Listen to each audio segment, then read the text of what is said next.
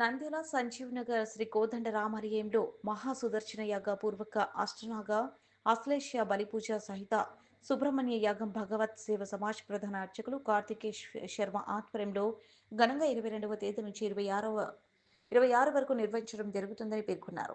ఈ సందర్భంగా వారు మాట్లాడుతూ ఈ యజ్ఞంలో పాల్గొంటే పాప దోషాలు తొలగుతాయని, దృష్టి దోషాలు, నరదృష్టి, శత్రుబాధలు, చెడు కళలు, అనారోగ్య సమస్యలు, అంతు చిక్కని మనోవ్యధ ఇటువంటి అనేక రుగ్మతలకు ఔషధంగా విశేష రీతిలో ఉపయోగించే దైవం సుదర్శనమూర్తి. సర్పదోషం, కాలసర్పదోషం, సంతాన దోషాలు, పితృదోషాలు, రాహు కేతు దోషాలు తొలగించి విశేష ఫలితాన్ని, జ్ఞానాన్ని అనుగ్రహించే దైవం వల్లి దేవసేన సమేత సుబ్రహ్మణ్య స్వామి ప్రతిగా అష్టనాగ అశ్లేష బలిపూజ సహిత సుబ్రహ్మణ్య యాగ దేవ ప్రేరణచే దైవాజ్ఞక సంకల్పించడం జరిగింది. श्री महागणाधिपतये नमः। ऐं महासरस्वत्यै नमः। श्री गुरुभ्यो नमः। यंत्रमूर्ते मंत्रमूर्ते तंत्रमूर्ते नमो नमः। स्वामिनेते स्वतंत्राय कुतंत्रनाशिने नमः। भगवद्बंधुవులకు, ఆస్తిక మహాశయులకు, హైందవ సోదరులకు, సహోదరులకు అందరికీ కూడా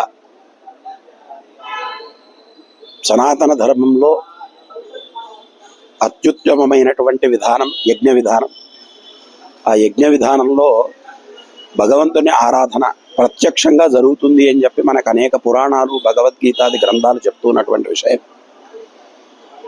ఆ కార్యక్రమ పురస్సరంలో భాగంగా చక్కగా భగవత్ సేవా సమాజ్, అట్లే కీర్తిశేషులు యాదవల్లి నటరాజ్ శర్మ గారి ఆశీస్సులతో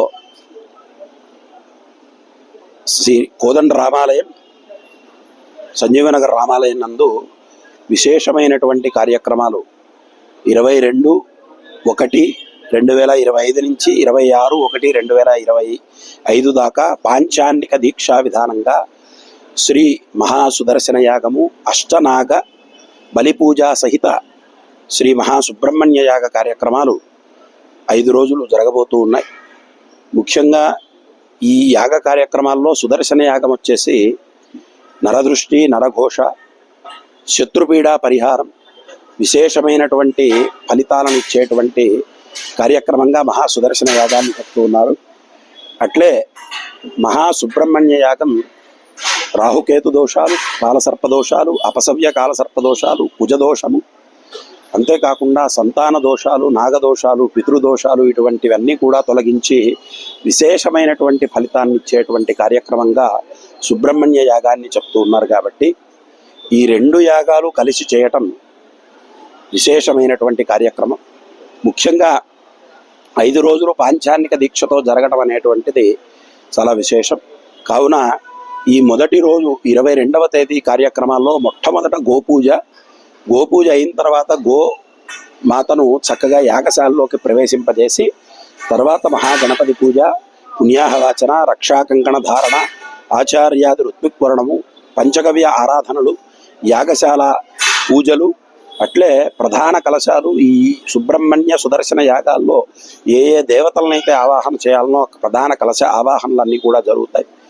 తర్వాత అగ్ని మథనం ద్వారా వ్రేల్చి చక్కగా అగ్ని ప్రతిష్ఠా కార్యక్రమాన్ని చేసే కార్యక్రమం కూడా జరగబోతూ ఉంది.